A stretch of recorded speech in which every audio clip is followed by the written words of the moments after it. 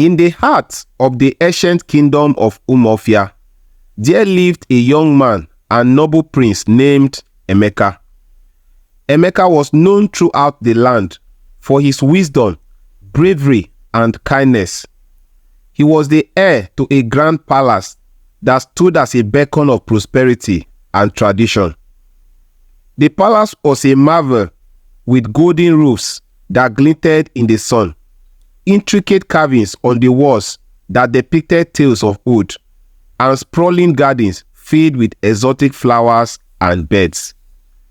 As Emeka reached the age of marriage, his parents, King Obi and Queen Nneka, began the search for a suitable wife for him.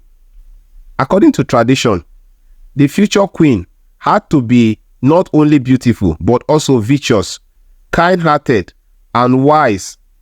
Maidens from all corners of the kingdom and beyond were presented to Emeka, but he found himself disillusioned by their pretense and superficiality.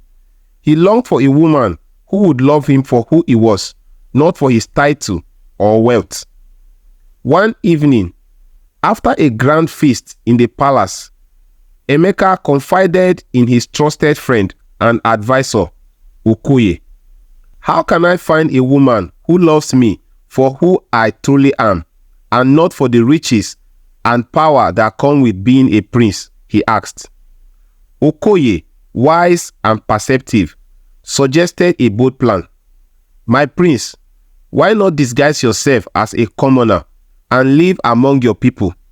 In this way, you will see their true nature and find a maiden who loves you for your heart and soul." Emeka agreed, and under the cover of night, he left the palace, dressed in simple clothes with nothing to identify him as royalty. He took on the name of Eze and settled in a small village on the outskirts of Umuofia. There, he lived modestly, working as a farmer and mingling with the villagers.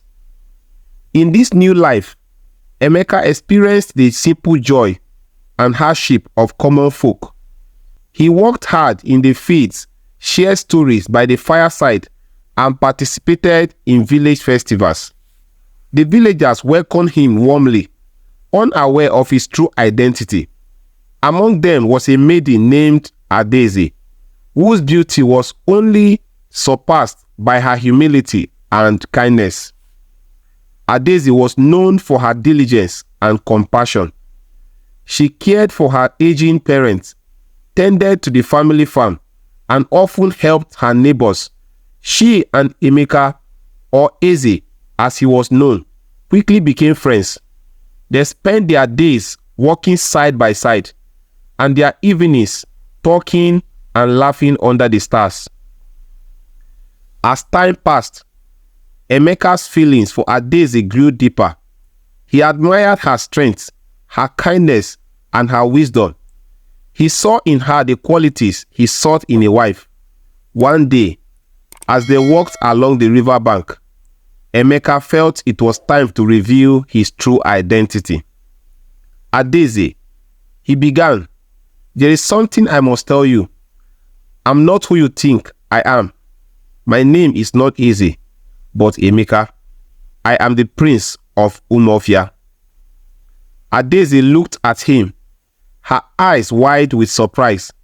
"Why would a prince disguise himself as a commoner?" she asked. Emeka took her hands in his. "I wanted to find a woman who would love me for who I am, not for my title or wealth. And I have found her in you, Adaeze. Will you do me the honor of becoming my wife and the future queen of Umuofia?"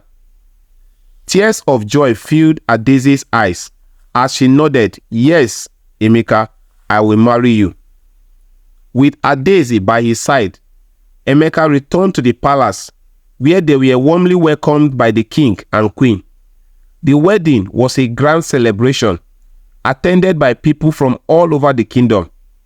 Adaeze, dressed in the finest traditional attire, adorned with beads and gold, stood beside Emeka, her heart full of love and gratitude. As they took their vows, the kingdom rejoiced. for they knew that their future queen was a woman of true heart and virtue. And so, Prince Emeka and Princess Adaeze ruled Umuofia with wisdom and compassion. Their loves told. And so, Prince Emeka and Princess Adaeze ruled Umuofia with wisdom and compassion. Their love story becoming a cherished tale for generations to come. Thank you for watching and listening to my story. See you in my next stories. Bye for now.